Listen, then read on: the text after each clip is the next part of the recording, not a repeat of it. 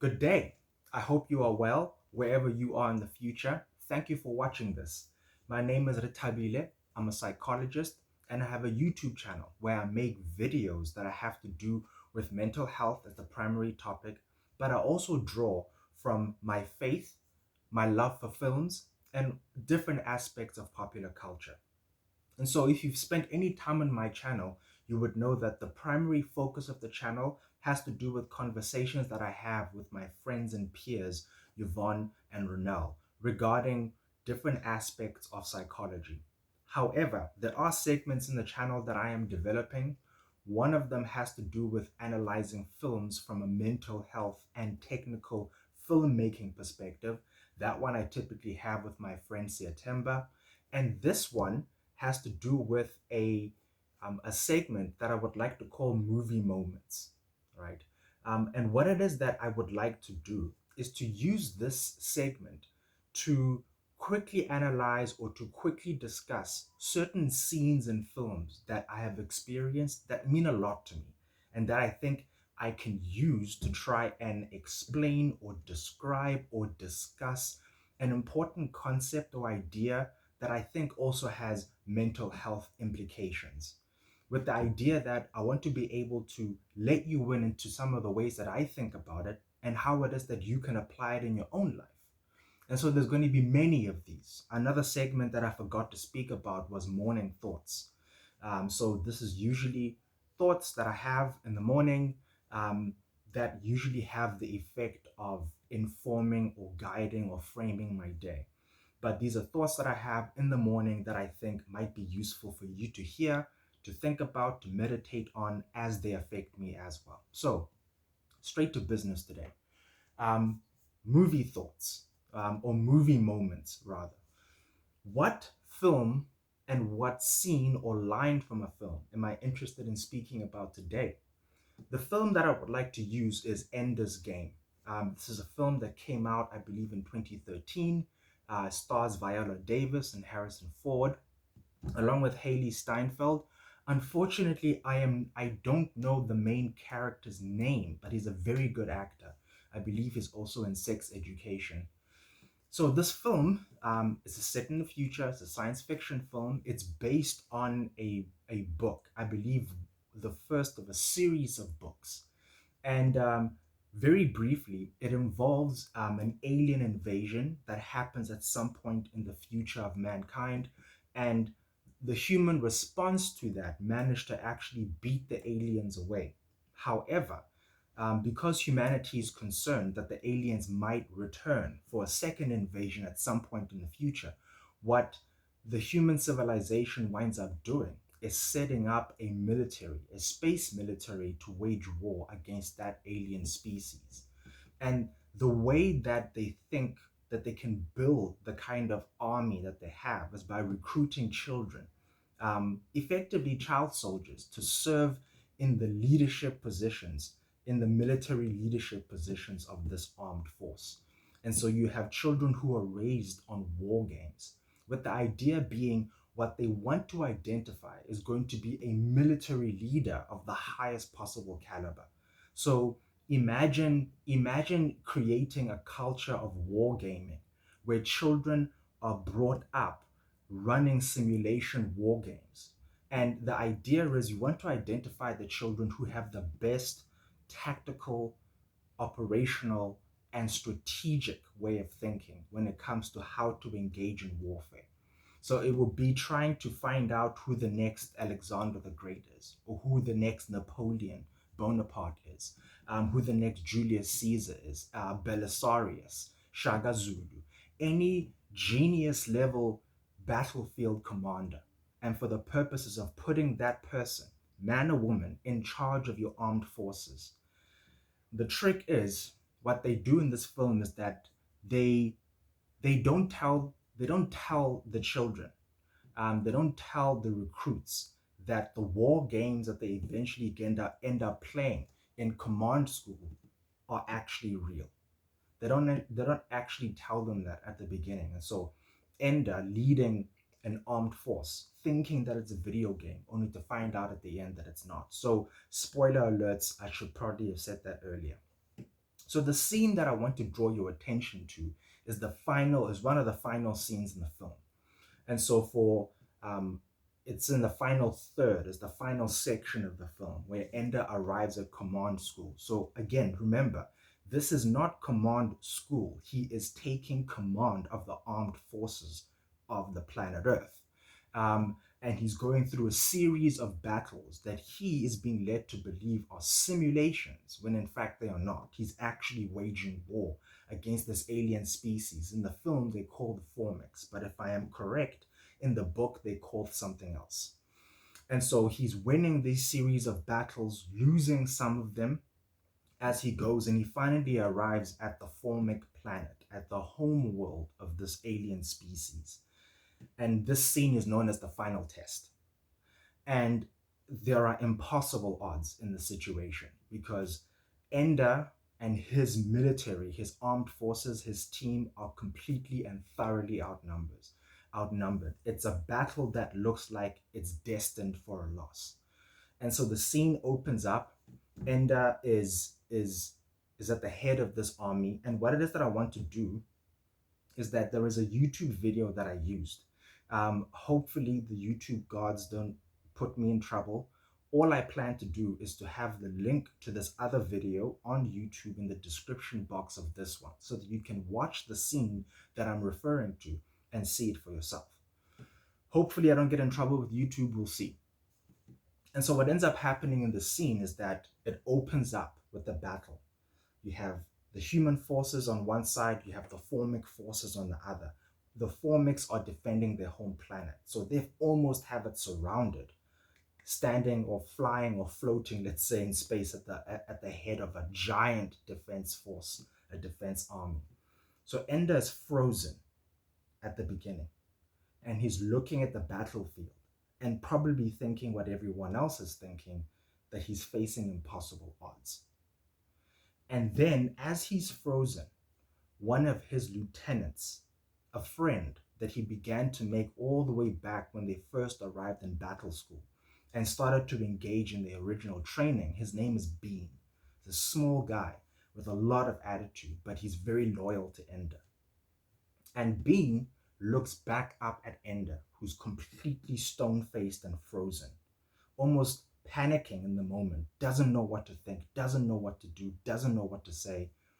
And Bean looks back at him and he says to Ender, "The enemy's gate is down."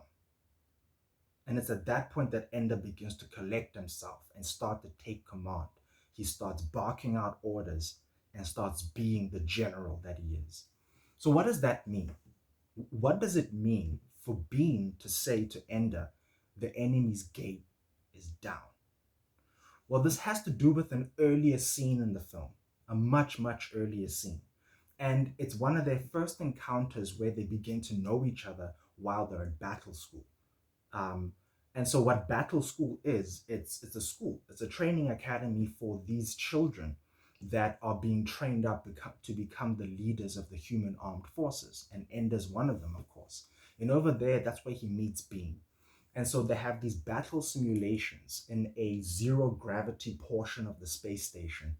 And when they arrive there for the first time and they're getting used to what it's like, Ender and Bean are having a conversation by themselves. And they have an interesting conversation. What it is that they speak about is that when you're in space, you don't have any stable or objective reference points to point you in any given direction. So when you're on Earth, for example, you're able to use the horizon, natural or not, to be able to tell whether you're up and down, whether you're flying left or right, whether you're going forwards or backwards. So in any of the dimensions of space, you're able to tell that. But when you're in space, out in outer space, you don't have any objective reference point that you can use.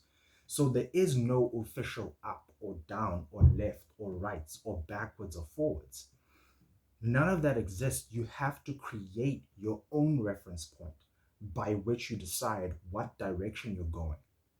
And so what Bean and Ender decide when they're in battle schools, because when they fight, when the two teams fight in battle school, so you have the zero gravity kind of spherical chamber that you fight in. And then you have one door, and then you have another door. They're called gates. And the different armies, the small group of children that form different armies, they have different names. They fight against each other in these routine battles that happen all the time.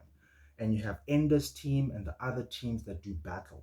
And so the whole point of how you win that game back in battle school is that your team has to shoot and destroy the individual team members of the opposite team. That's one way to win. But another way to win is to have at least one member of your team make it through the gate to make it through the enemy's gate without being shot. If any one member of your team makes it through the enemy's gate without being shot, your team automatically wins the battle. And so Ender and Bean are floating around in there. It's one of their first times inside the zero gravity spherical chamber. And they look at their gate and they look at the enemy's gate. And because they know that there is no objective way or reference point to be able to tell what direction you're going or you're standing, what direction up or down is, what they agree is that when we are here, every single time, the enemy's gate is down. That you think about what you are doing when you are fighting or going towards the enemy. You're not attacking or going towards the enemy in a horizontal direction. What you are doing is flying and attacking the enemy downwards, because where you stand, your gate is up, and where they lie, their gate is down. And so being described it as we're fighting towards the enemy, and the enemy are nothing but bugs beneath our boot, right? So we squash them and we twist them because the enemy's gate is down. And so at the beginning of the final test, when Ender is frozen, he doesn't know what to do. That's why Bean says that to him. He says, Ender, the enemy's gate is down. And the reason why that's so powerful, the Ender, because it helps him to remember their agreement back in battle school. That when you are attacking your enemy, you choose to decide how it is that you're going to perceive them. And that can help to affect how you engage with the enemy. That regardless of whatever enemy that you choose, and this is the part of the kind of the mental health implications as far as I see it for the scene. When you have decided that the enemy, whatever enemy that you face, when you've decided that the enemy is down, it can help to change your perspective of the battle that's happening to you or one that's about to start. And in people's lives these days or throughout any point in history, many people have faced insurmountable odds, and they've had to wonder, how is it that I'm going to survive this situation? You know, regarding people's mental health, I mean, people struggle with self-esteem, they struggle with anxiety, they struggle with depression, or their family is having significant relational challenges. Their relationship, their partner relations are under strain. They are facing challenges and obstacles that can feel completely undefeatable. And so what it is that Enda is able to remember is the position is the position that he had selected back in battle school for how he sees his enemy, regardless of how big, no, regardless of how strong, how numerous, or how powerful the enemy is. The thing to always remember is that the enemy's gate, regardless of your enemy, regardless of who your enemy is, the enemy's gate is down. You get to choose that. You get to decide if the enemy's gate is up and above you, or if the enemy is down below you. And then that can help you to figure out how to engage with the enemy, regardless of whether or not you can win that battle.